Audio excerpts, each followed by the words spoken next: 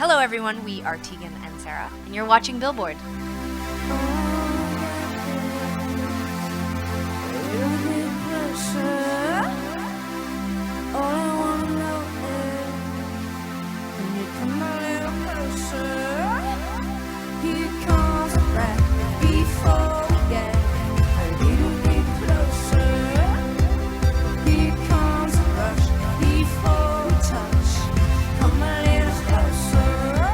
It's been a whirlwind 2013 for you guys, and now here we are at South by already.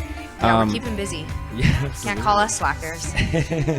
When you look back at the last even 2 months, in this album cycle, what are some highlights that come to mind?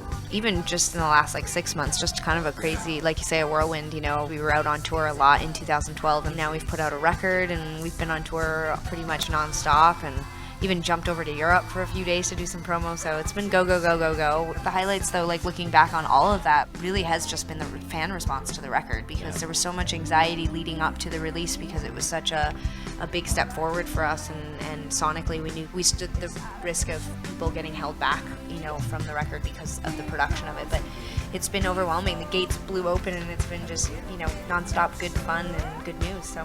Pretty unbelievable too to be on the Billboard charts, and right. to have our first top 5 debut. I mean, we're super credible now with our family. It is relevant right now that we should acknowledge that, because it was pretty amazing and cool.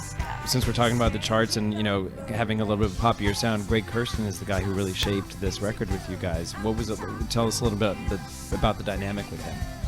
Well, the first meeting that we took with Greg was just with me, and I played him Shock to Your System, I Was a Fool, and Closer. And a lot of other producers that we met with, loved the songs, but they were like, we'll keep I Was a Fool organic and stripped down, and maybe bring in a cello player or something. And I just felt like that was maybe sticking too close to what we'd already done, or was taking us in the wrong direction. And Greg, he spun around in his chair after the first chorus of I Was a Fool and was like, this is a pop song.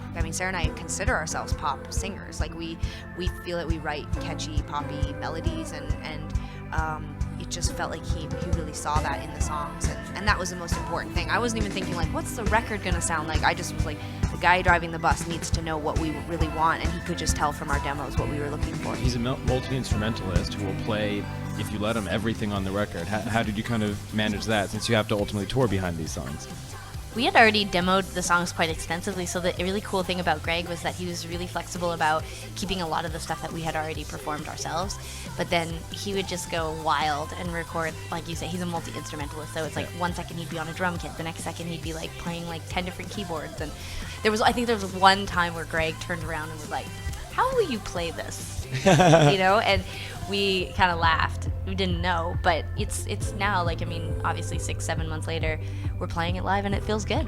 We're here at South by. What number of South by is this for you guys? Our third South by Southwest. Yeah, but we paced ourselves. Some artists come every year, but we came down in 2000, right after, or we were about to sign our record deal. We were signing to Neil Young's record label, and they offered to bring us down, have us play for their team, and we were, had just turned 20 years old. It was pretty exciting. So, and then the second time we came back was with So Jealous, and in 04, right? Yeah, and there was tons of hype, and people were excited, and we were doing all these different parties and these different gigs, which was so exciting, and it was so amazing. It was so thrilling to come back and have so much hype. But it was overshadowed by a death in the family, so we left early, and so this is really our return to South by, and so far, knock on Sarah's head, it's been purely positive, so it's been great. Or what's on your Austin must-do list if and when you have any free time?